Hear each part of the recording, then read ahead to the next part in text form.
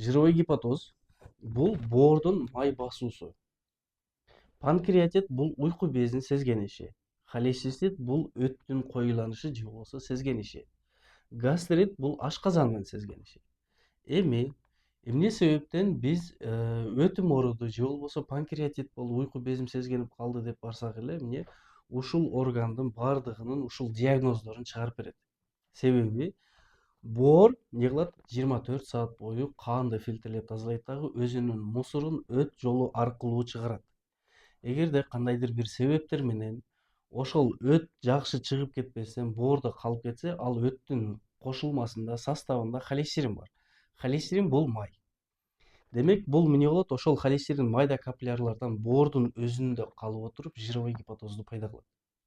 Ошол эле учурда 12 ичеги спазм болуп кала турган болсо, 12 ичеги тырышып калган болсо, демек өт жолун кысып калат дагы өт өзүнүн нормасында сыртка чыгып кетпестен аз-аздан калып отуруп, баштыкчада коюланып, өт баштыкчасынын дискинезиясын жаратат же болбосо эмне ийилип калыптыр, буралып калыптыр, коюланып кетиптир деген диагноздорду жарата берет.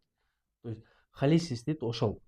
Эми эгерде мына өт келип туруп 12 ичеге жакшы куйбай калса, уйку бези, именно уйку бези бөлүп чыгарган ферменттер, бул амилаз липаза ферменти суу сыяктуу болуп келип туруп эле качан өт менен бириккенде активдешип туруп, эритүүчү формага өтөт.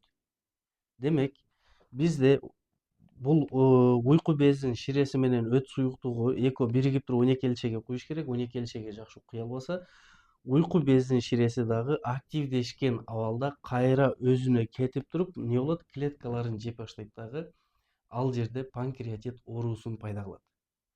Ошол себептен биз эмне кылышыбыз керек? Панкреатит болду, бир эле уйку безди. Холецистит болду, бир эле өттү, же болбосо жировой гипотоз болду, бир эле боордун өзүн карабастан, бунун себебин кошо карашыбыз керек. Тагыраак айтканда, жалпы карашыбыз керек. Ошондо гана толук айыгып кетсе болот.